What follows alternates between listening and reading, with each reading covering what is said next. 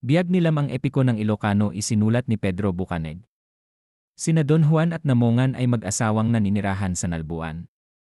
Mayroon silang isang anak na lalaki na nagngangalang Lamang. Bago ipanganak si Lamang, umalis at nagpunta sa bundok si Don Juan upang sugurin ang mga kalabang igorot. Wala pang 9 na buwang nasa sinapupunan ay ipinanganak na si Lamang. Pagkalabas ni Lamang ay agad na itong nakakapagsalita.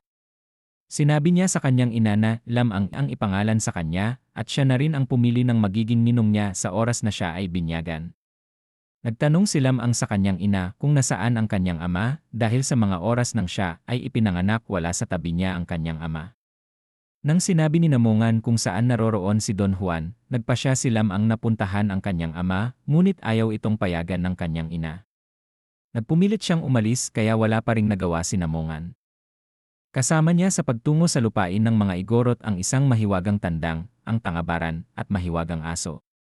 Sa tulong ng kanyang talisman ay madali niyang nalakbay ang mga kabundukan at kaparangan.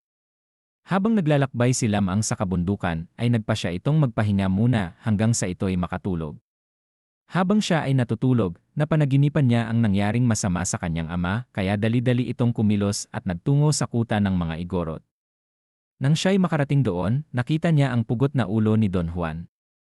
Sa sobrang galit nito, naghiganti at pinagpapatay niya ang mga igorot. Nagtagumpay si Lamang. Habang papauwi na si Lamang sa Nalbuan, naligo muna ito sa ilog ng Amburayan sa tulong ng ilang kababaihan na nadoon din sa ilog na yon. Sa sobrang dumi ni Lamang, namatay lahat ng isda sa ilog at nagpuntahan naman sa Pampang ang iba pang lamang ilog. Nang makarating ito sa Nalbuan, ipinahanda niya ang kanyang magagarang damit dahil pupuntahan nito si Doña Inez Canoyan. Bago ito umalis ay ipinaalalahanan ito ng kanya ina na maraming manliligaw si Inez. Sa daan patungo sa Kalanuchian ay nakalaban niya ang higanteng si Sumarang. Pinahipa ni Lamang sa hangin si Sumarang at ito ay sinalipadpad sa ikapitong bundok. Sa tahanan ni Inez ay maraming tao. Hindi napansin si Lamang, tumahol ang mahiwagang aso ni Lamang, nabuwal ang bahay. Tumilaok ang mahiwagang tandang. Muling tumayo ang bahay. Napansin si Lamang. Ipinagtapat ng tandang at aso ang kanilang layunin. Nais pakasalan ni Lamang si Inez. Hindi naman tumutol ang mga magulang ni Inez kung magbibigay si Lamang ng panhik o bigay kaya nakapantay ng kayamanan ni Inez.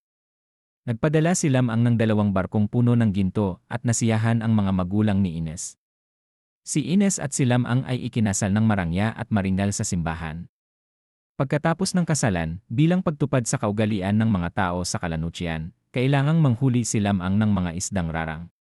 Nakikinikinita ni Lamang na may mangyayari sa kanya na siya ay makakain ng pating na berkahan.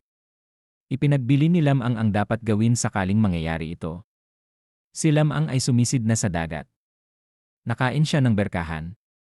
Sinunod ni Inez ang bili ni Lamang, ipinasisid niya ang mga buto ni Lamang, tinipon ito at tinakpan ng saya ni Inez. Inikot-ikutan ng mahiwagang tandang at mahiwagang aso. Tumilaok ang tandang at tumahol ang aso. Walang ano-ano'y kumilos ang mga butong may takip na sahya. Nagbangon si Lamang na parang bagong gising sa mahimbing na pagkakatulog. Nagyakap si Lamang at si Inez. Kanilang yakap din ang aso at tandang. At namuhay silang maligaya sa mahabang panahon.